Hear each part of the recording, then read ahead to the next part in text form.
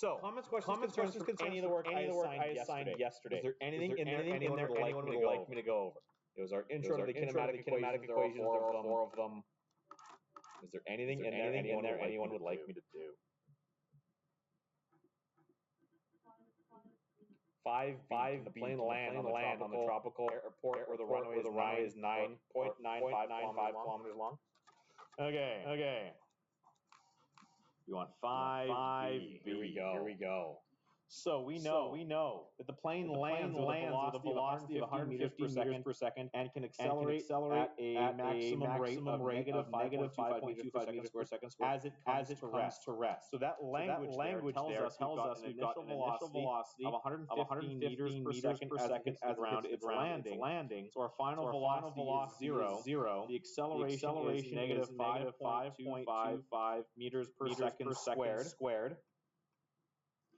Part A asks for the minimum time to rest, and Part D says can this plane land on a small tropical runway with a runway that is 950 kilometers long. So what B is asking for is given this information, how long does it take to land?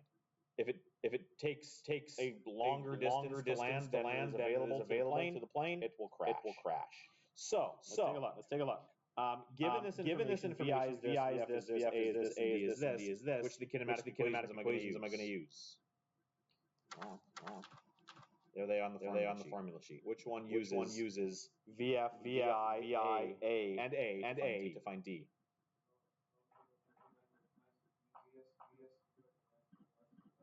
Yeah, I'm going to use this one. So VF squared equals VI squared plus 2AD. VF equals 0. 115 squared plus 2 times negative 5.25 D. If I solve this for D, I'm going to get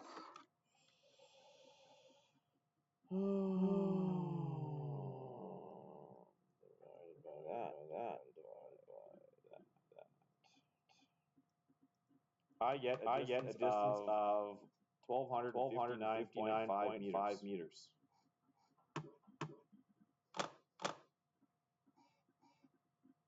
Is that plane landing on that island? No.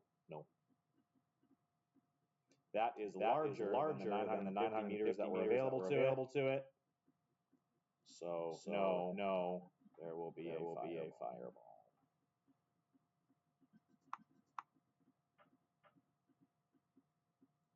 Anything else? Any of the work I assigned? Anyone want to see any of it?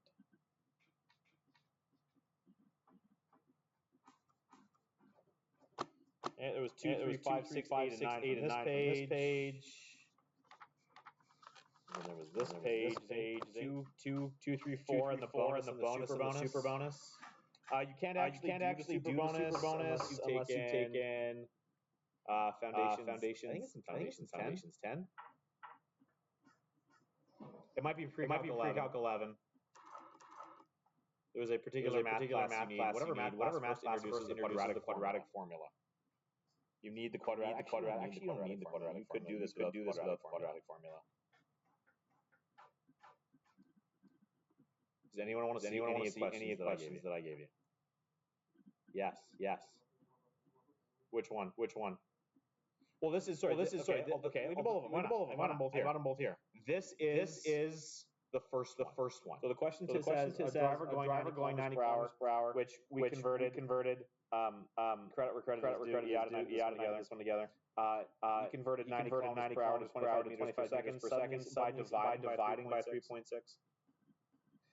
Suddenly sees the lights of a barrier 40 meters ahead. It takes the driver 3/4 of a second before he applies the brake. During that reaction time, once he begins to brake, he decelerates at 10 meters per second. So there's 40 meters from here to the barrier, and this is the distance he travels before he even starts to brake. So that's going to be the 25 meters per second times the 0.75 seconds. That's 18 meters.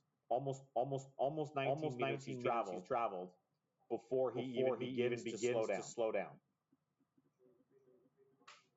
Sorry. So this distance here, like that part. This is the distance he travels in the 0.75 seconds. It takes him to start to push the brake. So there's not even any slowing down happening here.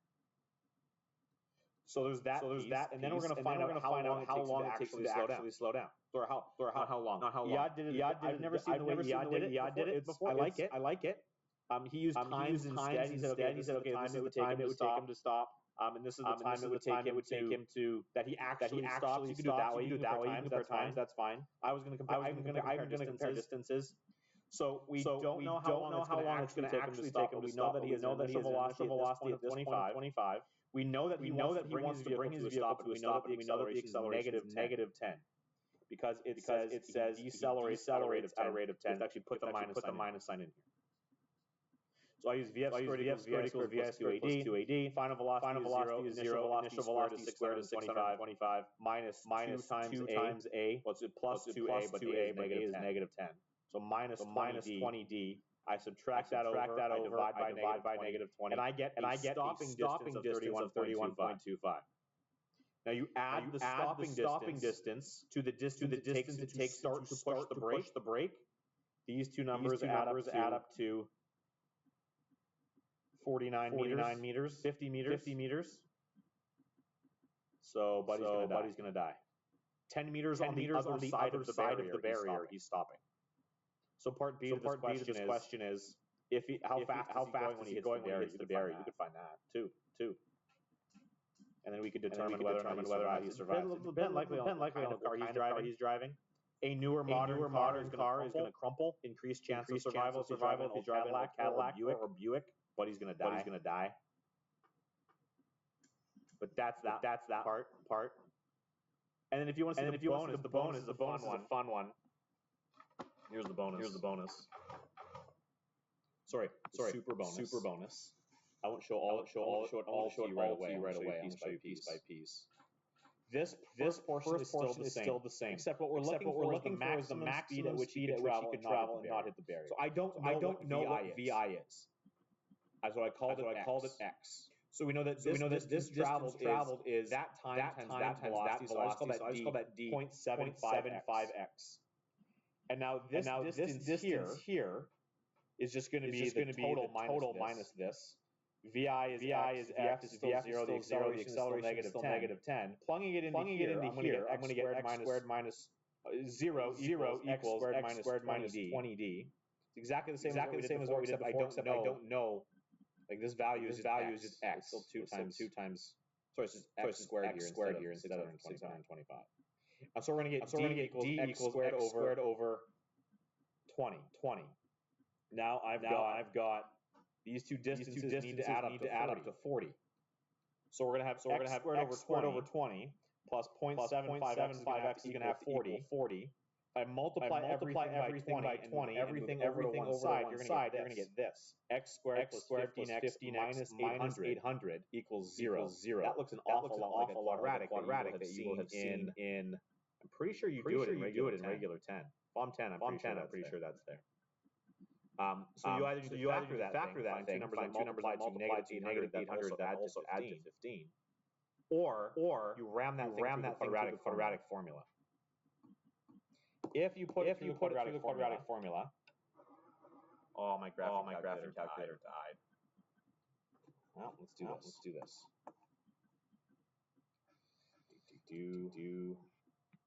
I want x squared plus 15x minus 800 equals 0. If I solve that, I'm going to get two values. X is going to equal either 21.762 or negative 36.762.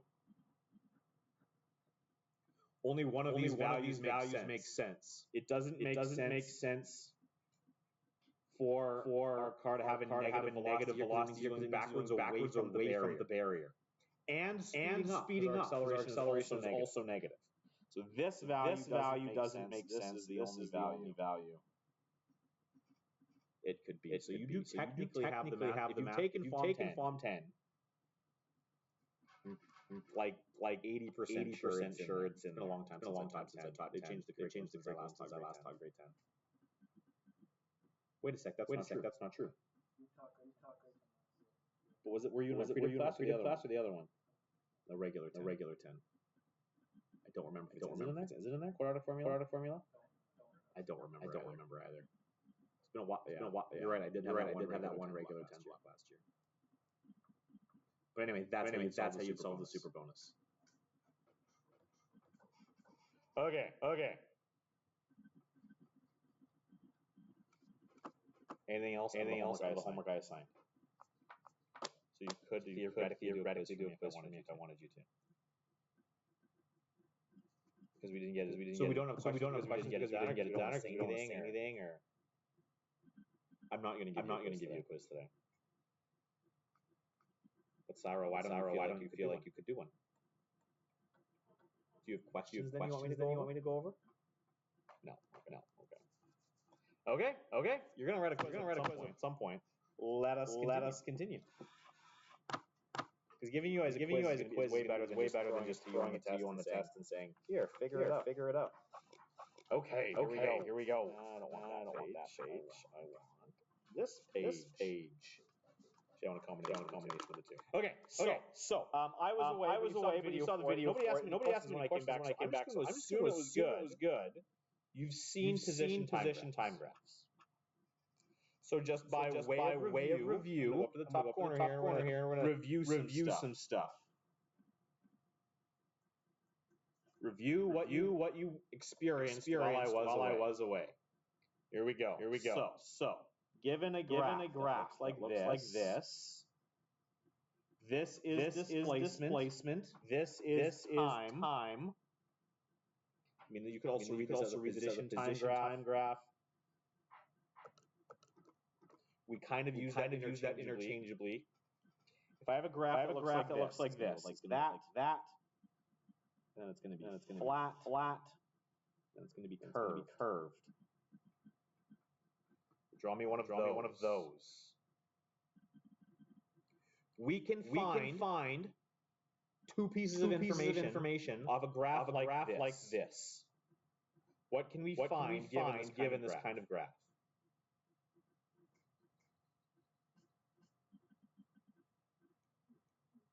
Here it. Give me one thing we can find.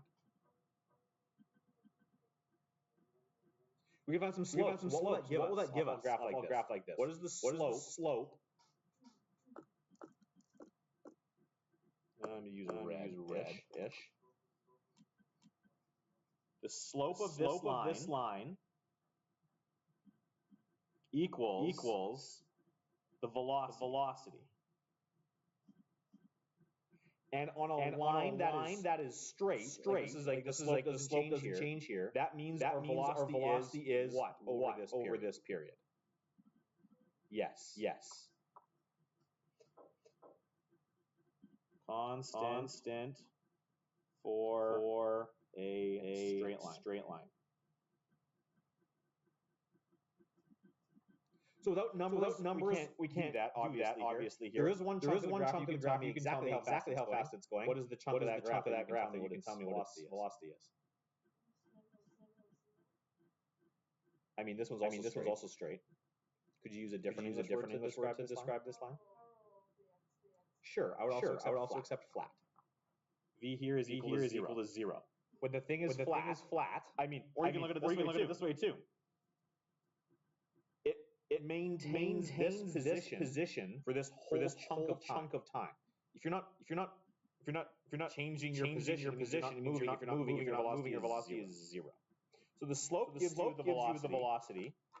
The position or displacement can be read right off the thing. Position, displacement can be read off the graph.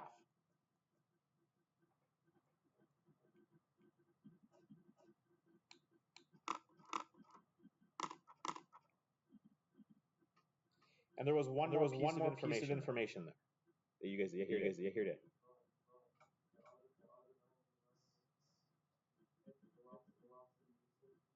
Yeah, so this one is getting steeper, so the slope is increasing, so the velocity must also be increasing. Keep going.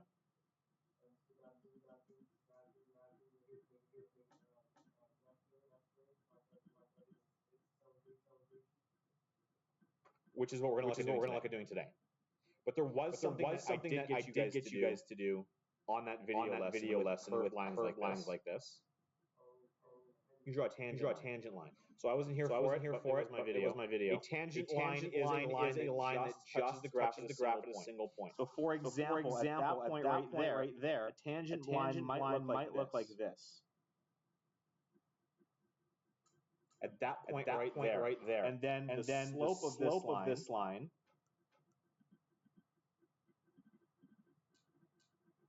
the slope of a tangent is what? 2 words. I'm not sure how I'm gonna fit them in there because it's really long. The slope on a position time graph is the velocity, and the slope at an instant is what? Is your big hint. The instantaneous velocity. I'm not even going to try and cram it in there. Instantaneous velocity. It is how fast the object is moving at exactly that moment in time. You move a little further along the curve. Now you've got a steeper slope for that new tangent line that will give you a new velocity at that moment. You guys are going to do a lab for me. It looks like that. We're going to analyze a graph like this. So here day kind of gave away the punchline for today. If this is what a DT graph looks like, let's take a look at VT graphs. Okay, so given a velocity time graph, we can find a few things. Just like on a position time graph, if I wanted to find position displacement on a position time graph, it's red right off the graph. So we can find velocity by reading the y-axis at a given time. So this is the VT graph we're going to work with today. It's got a bunch of chunks. It goes flat, and then down like this, over like this, and then it's curved here. For some reason, the letter A is there. We'll talk about that in a moment. And we've got a tangent line down here. So we're going to look at this graph a couple times.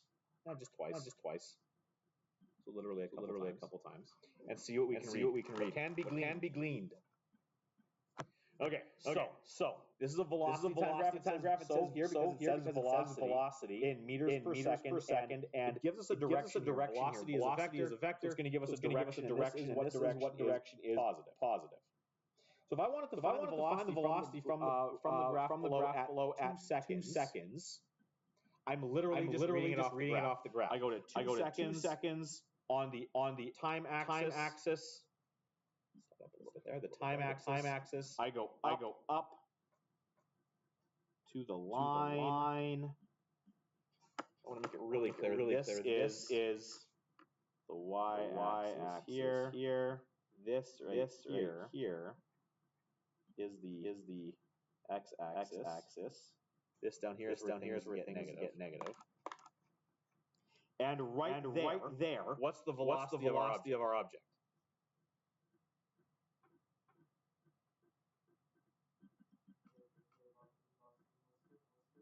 It's constant. For that whole up to 3 seconds, the chunk is constant. Constant v. And what is it? It's constantly moving. How quickly?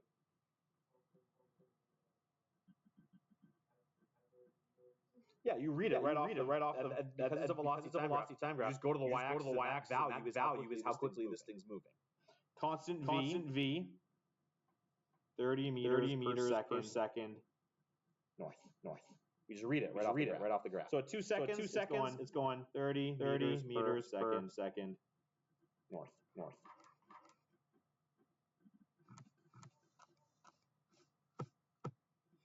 At 6 seconds. 6 seconds is right here. We want to make sure we actually go to our line, not the axis itself. And now we're down here. How quickly is our object moving at the 6 second mark?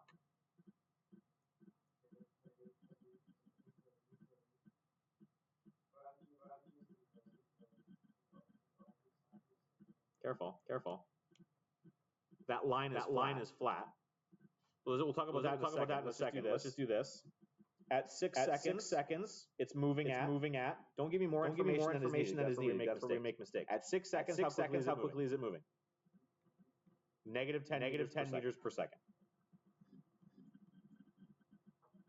Or quoted as 10 meters per second south. You do one or the other, not both. If you said it was negative 10 meters per second south, negative south would be north, and that would be incorrect. One of those two. So let's try to analyze this thing. Let's see what's going on here. Do I want to analyze on this side? No, we're going to analyze it on the next side. When you're ready, flip the page.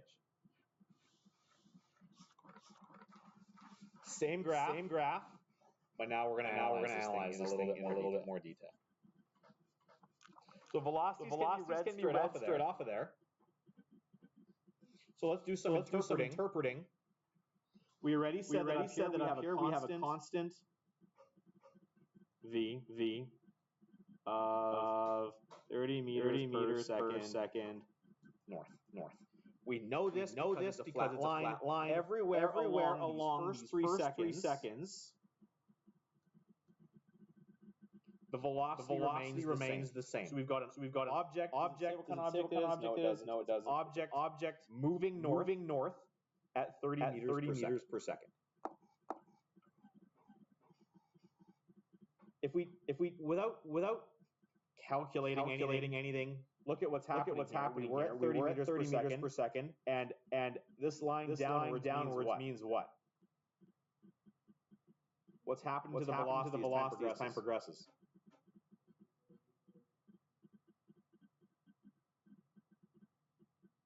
The object is. Again, you're doing that. You don't actually answer the question that I asked.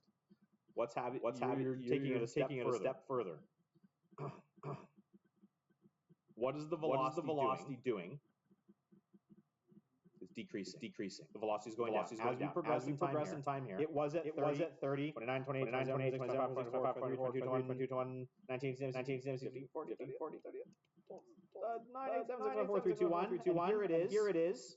At that instant, the velocity is 0. Does it stop, or does it continue to change its speed? It continues to change its speed. So now, which direction was it moving during this time?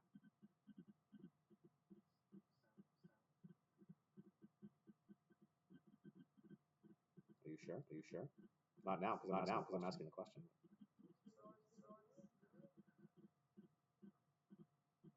What is the direction for the velocity all the way along this chunk? Up to this point. If you could tell me what the velocity was here, what's the velocity? Sorry? The velocity is 20 meters per second north. 10 meters per second, still north. 5 meters per second, still north. 0. So for this blue chunk here, what is the object doing?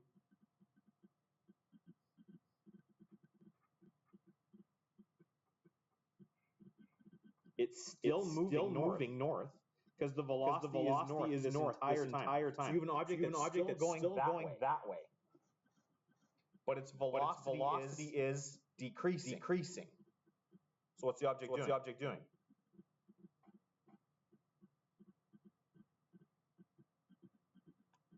Slowing down. So for this blue chunk, we've got an object that slows down. while it continues to move forward, what happens at that instant right there? All of a sudden, everything past that, the velocities are which way? I'm going to grab this orangey color. Orangey brown. The velocities here are all what? South. Or negative. South, yes. So now we've got an object that was traveling north, it's now traveling south, and those values are getting more negative, right? I get this -1, -2, -3, -4, -5, -6, -7, -8, -9, -10. So what's our object for this piece? It's moving backwards south, back the way it came, and Diego, I think you said it. It's speeding up.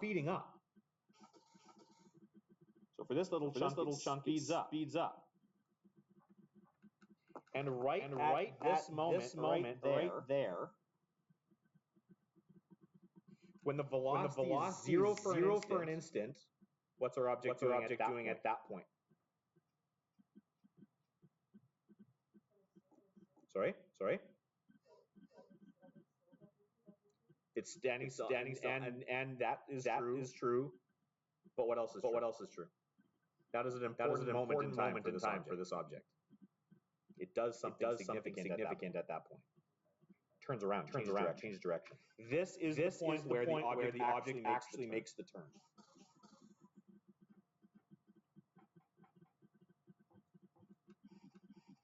We don't think of objects doing this, just spontaneously turning around. Because that's really hard to do. Walk it out, demonstrate. It's difficult to do. Because I'm going to walk, I'm going to slow down, and I'm going to start going backwards. But you probably acknowledge that while I'm doing this, and slowing down to something a bit of time, actually start going the other direction. Yeah.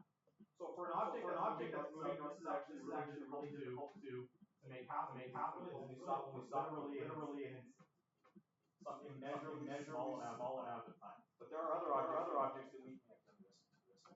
I'll break my fob. There are other objects that actually do really well. Obviously, grow up. Yeah. It doesn't actually stop for a moment. It has to because it's changing direction. It's going up. Again, goes up, and it comes back down. It doesn't hang there. Might appear as though it does, but actually hang there. It approaches zero and immediately starts to fall. So this would be an example of an object that you can thrown as it's rising. All this up. Velocity per second. Object rises.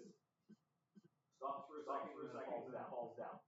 What causes it to slow down and drop? Gravity is always constantly acting. It's only gravity stops for a moment. So it goes up, immediately turns around, comes back down. If it hung up in the air for a little bit, that means for a moment gravity doesn't apply to this object. Weird. Which was awarded yesterday. Well, announced for those of you who are interested in that kind of thing. The Nobel Prizes are all getting announced right now. It's really exciting. I digress. So for this moment in time, it slows down, still moving north. At this point, it turns around. Now it starts to speed up south. But what could one say for this entire chunk? Well, on a position time graph, the slope represented velocity. On a velocity time graph, let's take a look at what we'd be doing here. I'll slide this down. On a velocity time graph, the acceleration is found by taking the slope on the VT graph. I'll show you what that would look like. If I took the slope here, the slope is equal to rise over run. And in general, the rise on a graph like this, on a velocity graph that has the velocity in the y-axis, the rise represents a change in velocity over the run horizontally. Well, horizontal axis is time. It's a change in time. We've already defined what a change in velocity over a change in time is. Change in velocity divided by a change in time, or the rate of velocity is what we defined acceleration to be on Friday. So if a straight line on a DT graph, a straight line on a DT graph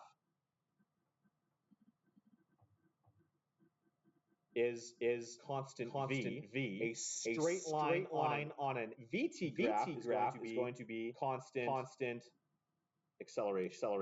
So for this chunk, we had a constant motion, but we also had a acceleration of. If you are constantly staying at the same velocity, that means your acceleration is going to constantly be.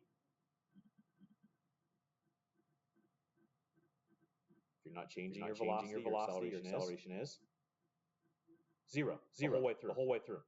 Here, another straight line.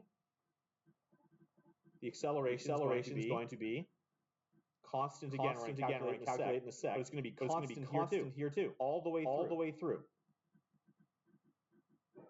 It doesn't matter which way you're moving. The acceleration is still going to be negative. Some value that we're going to calculate here in a second. Here it's flat again. We've got an acceleration of zero. Because over here we have a constant v of negative 10 meters per second, or 10 meters per second south.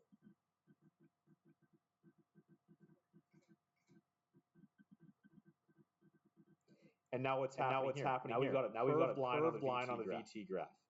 A curved line on a position time graph or displacement time graph meant that we had a changing velocity. So a curved line on a graph means we have a changing acceleration, which is weird. So in this chunk here, this object is both of these this chunk here, and this blue chunk. In both of these instances, we've got a velocity that's approaching zero. Whenever your velocity approaches zero, doesn't matter which direction you're approaching zero from, you've got an object that's slowing down. So also, I'm going to draw this guy here in blue as well. In these two blue chunks, you've got objects that are slowing down. The difference is when it slows down as a straight line, acceleration is constant the whole way through. When you're slowing down with a curved line on a VT graph, you're slowing down with changing acceleration.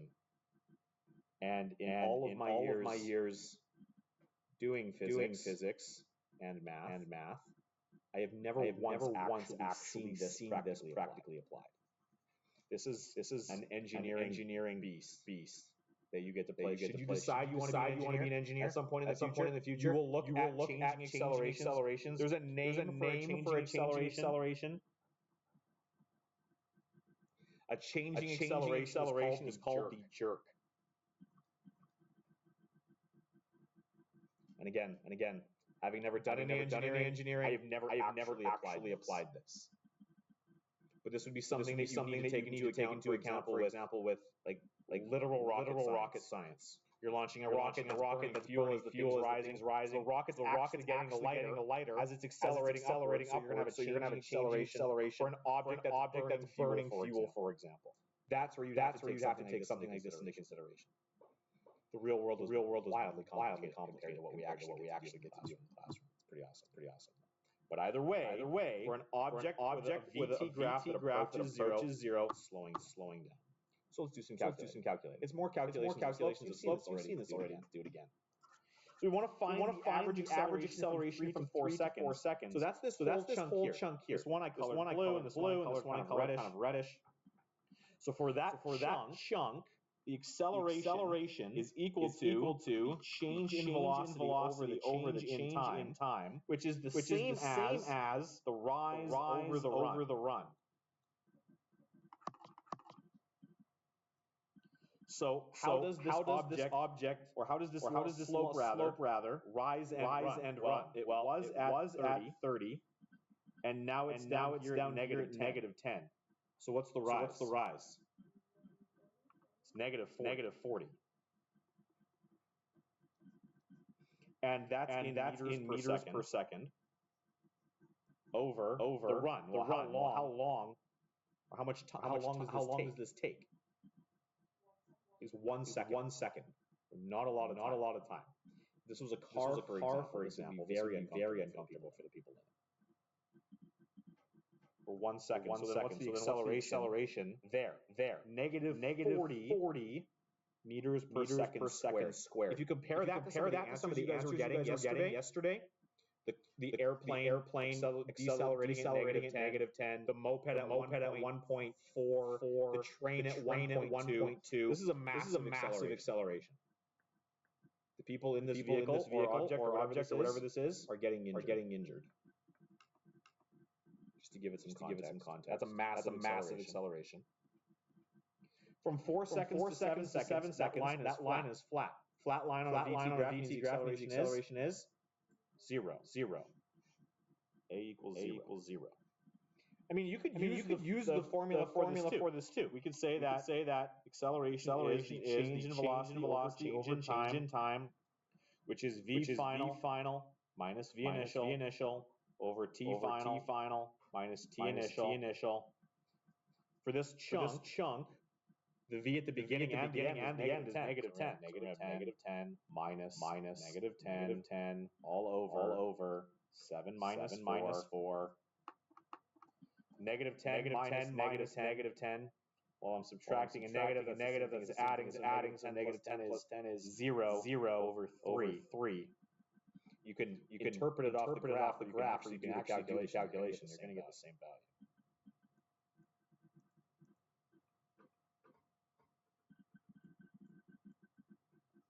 And then we can look at a bigger chunk of time. We want to know what the average acceleration is for this whole chunk.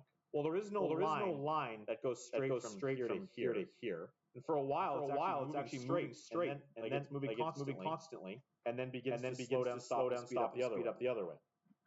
So if we wanted to find the average acceleration for those whole first 4 seconds, first of all, why would we ever want to do this? That's not a useful piece of information. But we're asked to do it, so let's do it. I'm asking us to prove a point. I want to find the average acceleration over a chunk of time that obviously have different accelerations. I have to actually go to the formula. This is going to be equal to change in velocity over the change in time. I have to calculate V final minus V initial over T final minus T initial.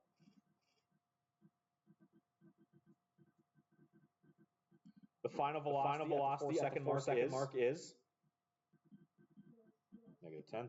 Thank you. Minus the initial velocity 30 over the final time is 4 seconds. The initial time is 0 seconds. So negative 10 minus 30 is negative 40 over 4 gives us an average acceleration of negative 10 meters per second squared.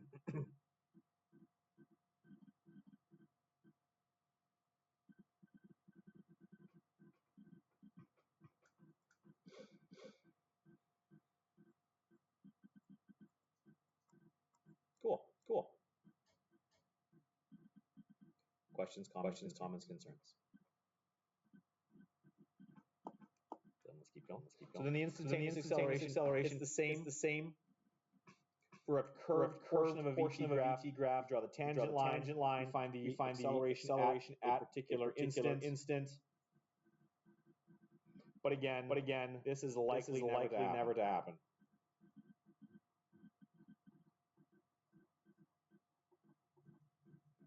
Again, unless you decide you have engineering in your future, which I've considered having engineering at some point in my future. Maybe I don't want to teach forever. Who knows? I think it'd be a lot of fun. So that is how you interpret information of a VT graph. Questions, comments, concerns.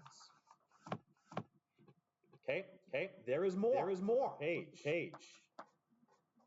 A VT graph has a lot of information on it, whether we realize it or not. So here's a simpler one. I've got an object that has a velocity of 20 meters per second north for 5 seconds. And then it begins to increase its velocity over the next 3 seconds, all the way up to 40 meters per second.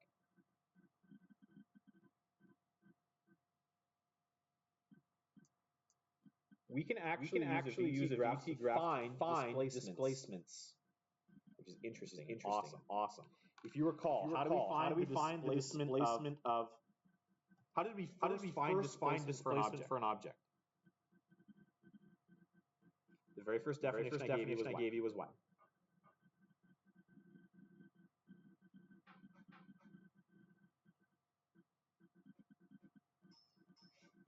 D was equal to. Actually, I didn't give it to you that way. I gave it to you this way. Velocity is equal to displacement over time. So if velocity is equal to displacement over time, then D is going to equal multiply up here V times T.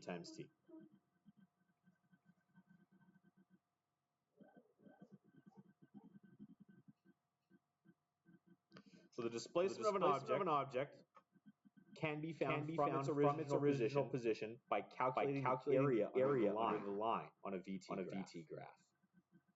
Displacement is equal to velocity times time. And if we look here, if I wanted to find the area, what am I doing? Well, I'm multiplying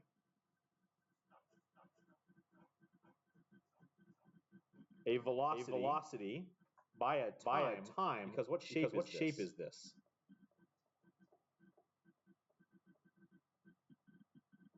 It's a high-end question. What shape have I just shaded in? Rectangle. Thank you. So for the area for a rectangle equals length times width. Well, the length of this rectangle is 5 seconds. The width of the rectangle is 20 meters per second. I'm multiplying a time by a velocity. 5 times 20 is 100. My seconds are going to cancel. The units on there is meters. And so what we've just found is the displacement of our object while it was moving at 20 meters per second. It's important to recognize that it doesn't actually tell you. So I'm going to make a note here. This doesn't give position. It doesn't tell you where you were. It tells you how you moved. Only how you moved. So we don't know where this object started, but what did it do? While it was traveling at 20 meters per second, it moved 100 meters. Which way? Well, if it was moving north, the velocity is to the north. The displacement is also going to be north. So while it was traveling at 20 meters for those 5 seconds, the thing moved 100 meters.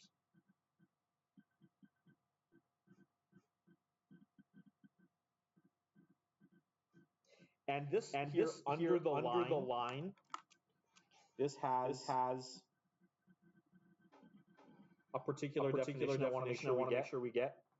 Under the line, quote unquote, is always going to be under the line. Under the line means between the line and x axis. So if the line goes below the x-axis, it would actually be above the line, which we're going to do here in a second.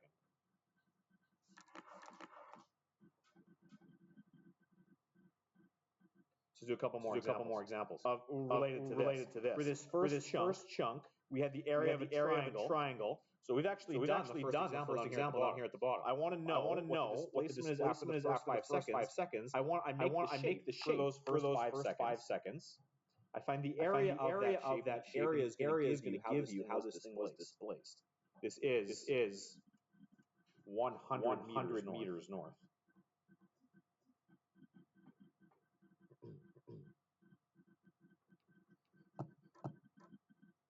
How about after all 8 seconds? Well, I'm going to color in this y-axis, or the x-axis, rather, really clear what's going on. If I wanted the displacement after all 8 seconds, well, then I would need to make all of these shapes. I've got another rectangle here. But this guy has started to speed up. So now I've got a different shape here. I've got a triangle.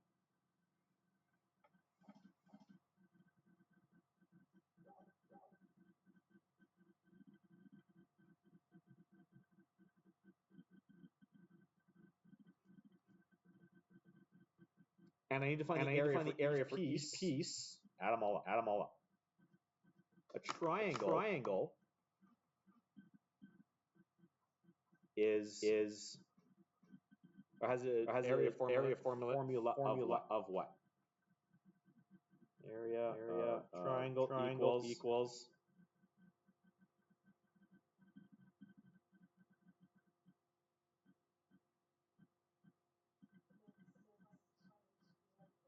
Yes, I'm going to write it slightly differently. It is length times width divided by 2. One half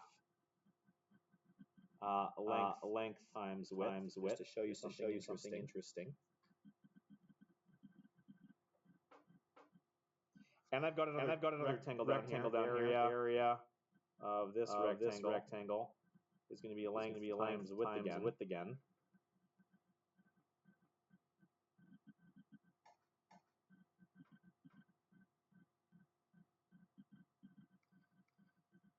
So to find the displacement over this whole chunk, I find the triangle. I'm going to zoom in here a little bit.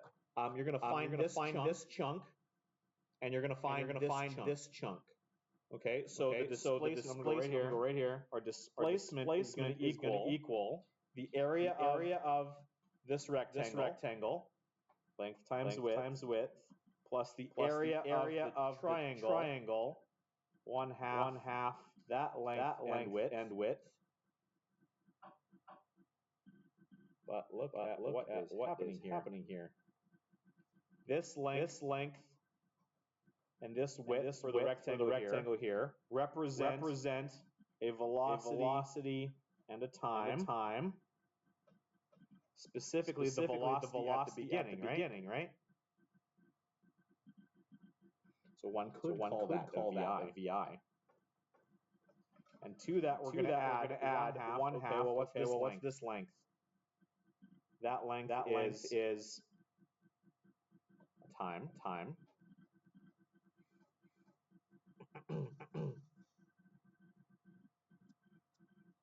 and this here is velocity.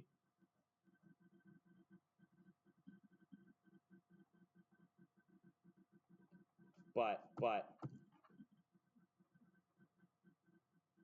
if A equals V over T, then V equals A times T.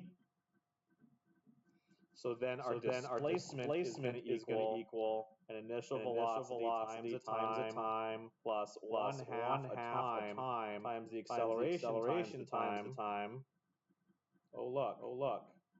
Your displacement is equal to VIT plus one half AT squared. Interesting. It's one of the kinematic equations that I tried to give to you yesterday. This is where it comes from. The fact that on a velocity time graph, calculating the areas and summing them up, gives us the displacement where we get this kinematic equation. So let's go ahead and actually do it. The area of this bottom shape. Well, it was traveling.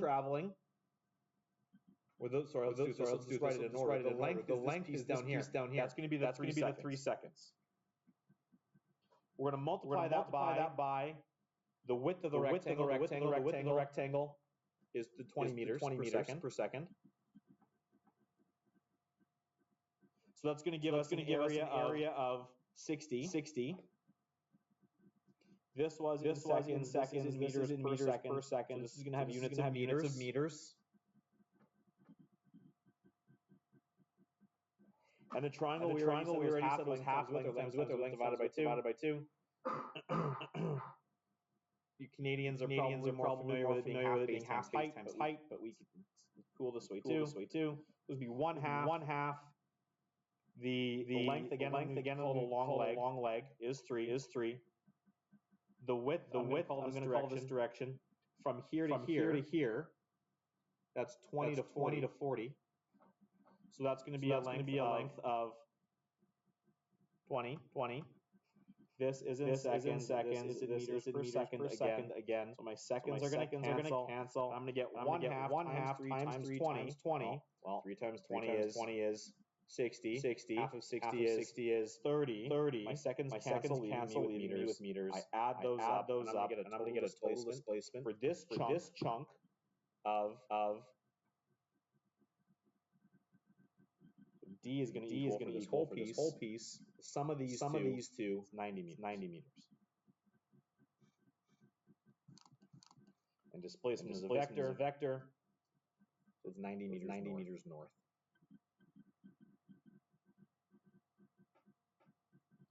So if I wanted the total displacement for all 8 seconds, which I do, what's the total displacement after 8 seconds? D total equals, well, it was displaced 100 meters in the first 5 seconds. And then in the next 3 seconds, it was 90 meters. Both of them are in the same direction. So D total here is 100 meters north plus 90 meters north is going to equal 190 meters. All north.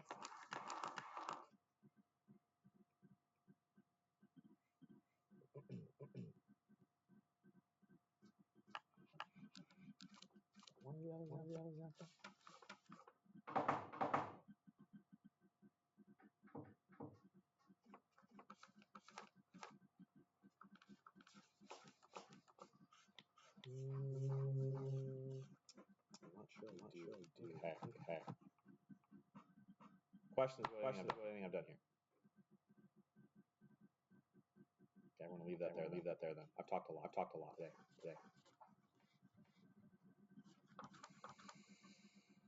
I'm going to save this next piece for tomorrow. So we're going to save this. And I want you to flip. I want you to play with this stuff. Flip. I did this a little bit out of order. I want you to jump to here. Find me this page, graphing and kinematics 2 practice.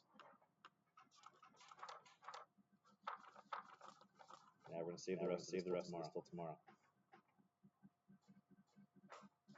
I want you to do. Yeah, I screwed this up. My apologies. I would like you to do all of this page.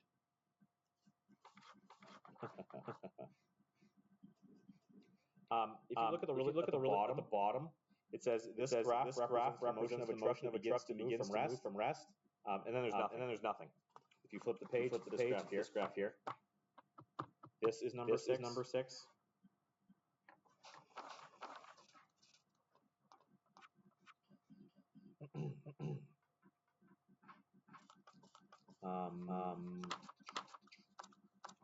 And then I really screwed you guys up. I apologize. Flip ahead to this page here. Worksheet 2.5. I want you to start this. There are graphs for you to graph those questions in your booklet. This part here, this page that I first showed you, the graphing and kinematics 2 practice, that is definitely needs to be done for tomorrow. It's your homework for today. But it's going to take you less than 20 minutes to finish that. So once you finish that, I want you to start this. But you're going to have time tomorrow to finish this as well. I'm going to break this lesson up into 2 lessons. Okay, there you go. You've got your work cut out for you. We'll look at interpreting these graphs tomorrow. On your mark, go.